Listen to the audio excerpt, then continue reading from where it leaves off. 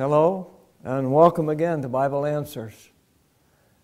I have a double question to answer right now. The question is, how do we know that the creation account each day doesn't represent a longer period of time?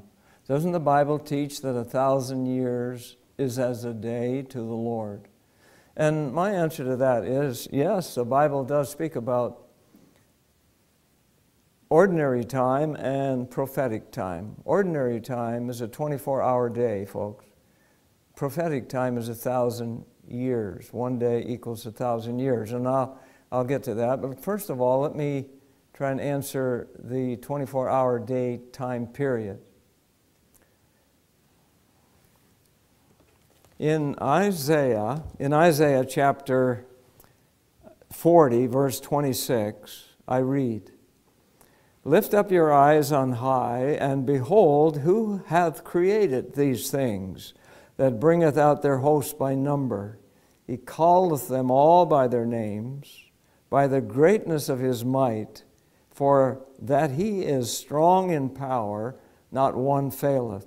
So here it's talking about the Creator God, who created all things. Now in Psalm chapter 19, verse 1, the Bible says, "The heavens declare the glory of God, and the firmament showeth his handiwork." Now in chapter 33, verse 6 and 9, I read, "By the word of the Lord were the heavens made, and all the host of them, by the breath of his mouth. For he spake, and it was done. He commanded, and it stood fast." It doesn't take God 1,000 years to speak something into existence, there, people. God speaks, and it is done. It happens just like that. Now we go back to Genesis, the first chapter, and here we read the creation story. And it says, "In the beginning, God created the heavens and the earth was without form and void, and darkness was upon the face of the deep. And God said, Let there be light, and there was light." You see, God spoke, and it happened. God said, "Let there be light," and there was light. It didn't take 1,000 years to speak light into existence. "And God saw the light, that it was good, and God divided the light from the darkness. And God called the light day, and the darkness he called night. And the evening and the morning were the first day. And then God said, Let there be a firmament in the midst of the waters, and let it divide the waters from the waters. And God made the firmament and divided the waters which were under the firmament, and the waters which were above the firmament, and it was so. And God called the firmament heaven, and the evening and the morning were the second day." And then, verse 9, "And God said, Let the waters under the heavens be gathered together unto one place, and let the dry land appear. And it was so. And God called the dry land earth, and gathering together the waters called he seas, and God saw that it was good. And God said, Let the earth bring forth grass, and herbs bearing seed, and the fruit trees yielding fruit after his kind, whose seed is in itself upon the earth. And it was so." And verse 13 says, "And the evening and the morning were the third day." So now we've covered 3 days. Now notice verse 14. Verse 14 says, "And God said, Let there be light in the firmament of let there be light in the firmament of the heavens, divide the day and the night. And let them be for signs, and for seasons, and for days and years. And let them be for lights in the firmament of the heavens, to give light upon the earth." And it was so. And God made 2 great lights, the greater light to rule the day, and the lesser light to rule the night. He made the stars also. And God set them in the firmament of the heavens to give light upon the earth and to rule over the day and over the night, to divide the light from darkness, and God saw that it was good. Now, here's the thing that is important, I believe, to notice.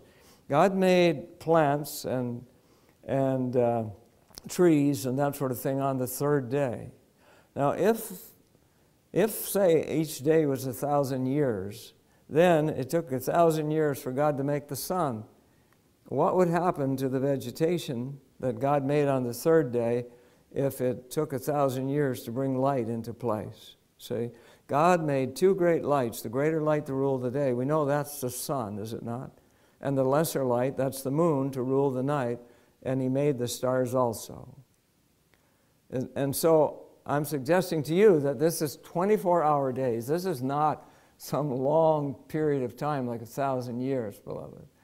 God made the sun and the moon to rule the day and the night. And beloved, it's been so ever since creation. That's the way it's been since creation. And it's the same today.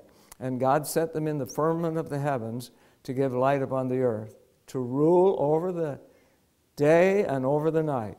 And he divided the darkness, and God saw that it was good. So here we have the sun and the moon, 24-hour period, day length here, same as we have today. And the evening and the morning were the fourth day.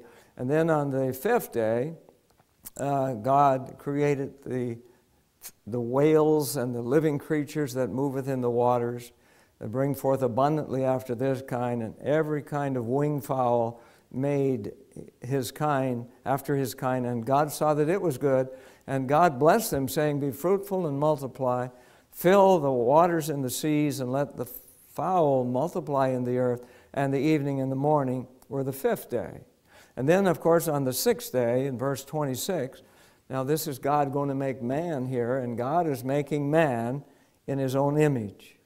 It says in verse 26, and God said, let us make man in our image, and let them have dominion over the fish of the sea, and over the fowls, and over the cattle, and over the air, and over all the earth, and over every creeping thing that creepeth upon the earth.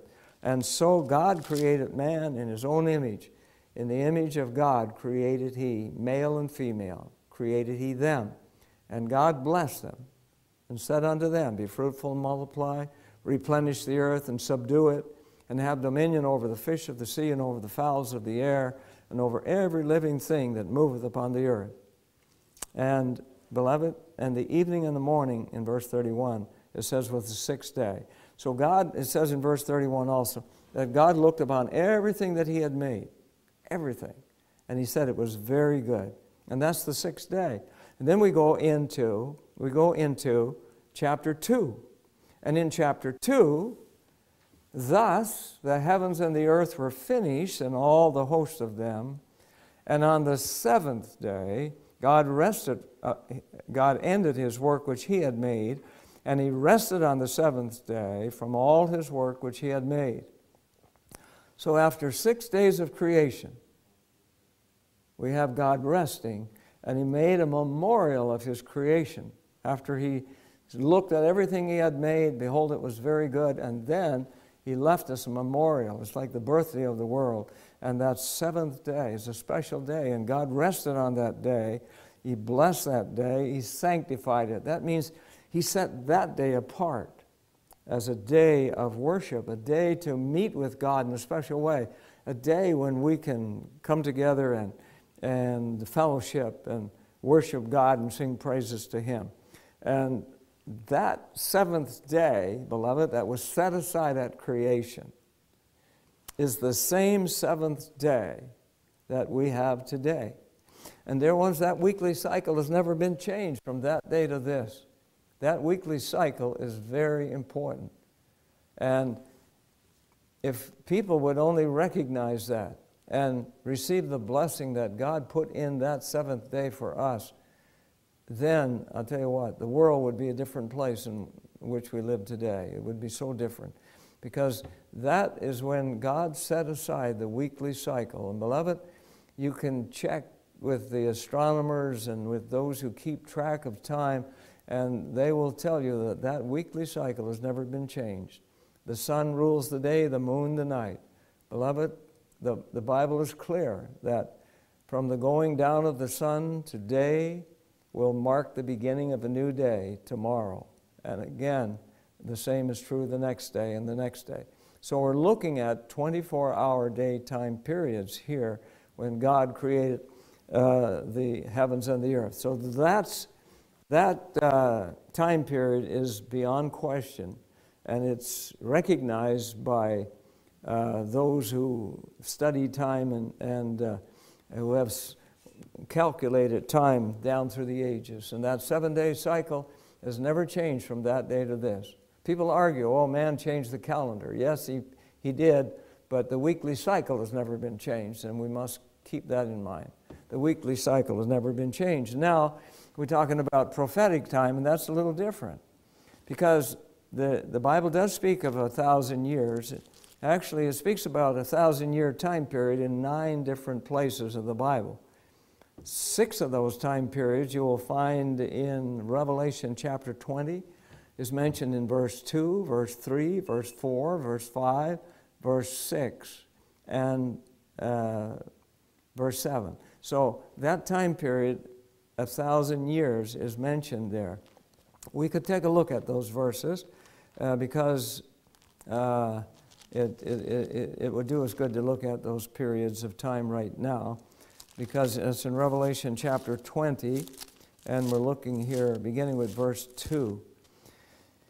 It says, he said, and he laid hold on the dragon, the old serpent, which is called the devil and Satan, and bound him 1,000 years.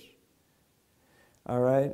And so that's talking about a 1,000-year time period here.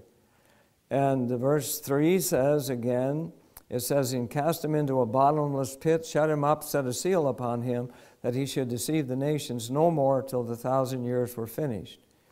And verse 4, again, it talks about 1,000 years, the same in verse 5, and verse 6, and verse 7. These are 1,000 literal years here that we're talking about. All right? Now, in 2 Peter chapter 3, verse 8, 2 Peter chapter 3, verse 8, we also see a 1,000-year period, and this is where I think the question comes from. It says, be not, beloved, be not ignorant of this one thing, that one day is with the Lord as 1,000 years, and 1,000 years as one day. So what's that verse saying? That verse is simply saying, dear ones, that God is not looking at time the same way we do. God is not governed by a 24-hour clock or a watch or a timepiece. God lives in the realm of eternity. And so time means nothing to God. A 1,000 years for him is like a day. A day, 1,000 years. God is not governed by time like we are. But when we talk about prophetic time is something different, because the Bible is clear in Numbers 14, verse 34. And this, by the way, this method of interpreting time prophecy is laid down by Moses way back here in the beginning of time in this world. That Moses wrote the first 5 books of the Bible, by the way. And here he's talking about prophetic time.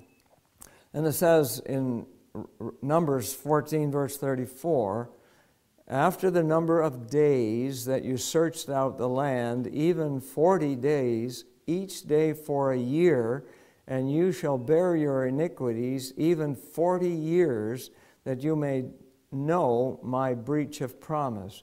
So here God is talking about prophetic time. And so prophetic time is different. Again, we read in Ezekiel chapter 4, verse 6. In Ezekiel chapter 4, verse 6, the Bible talks again about that principle here. Ezekiel chapter 4, verse 6. Notice, and when thou hast accomplished them, lie again on thy right side, and thou shalt bear the iniquity of the house of Judah. 40 days I have appointed thee, each day for a year. And so, again, we have 2 different time periods. The 24-hour day, which God created the world. God spoke and it was done. And after 6 days of creation, he set aside a memorial of his creation, which is none other than the seventh-day Sabbath, which he blessed, sanctified, and set apart as a memorial, a birthday of the world. That is 24 hours. That time period is governed by the sun at day and the moon by night. But when we get into prophetic time, then a day, we must understand, equals a year. And that principle is laid down by Moses. It's followed by all of the apostles and the prophets. They understood that time period to represent a day for a year. That principle is also understood and followed by the great reformers when they were interpreting time prophecy. They interpreted each day for a year. They understood that. And that's how it is, folks. And that principle is followed by Christ and by the apostles. The great reformers understood that principle, and we understand it today also when we interpret time prophecy.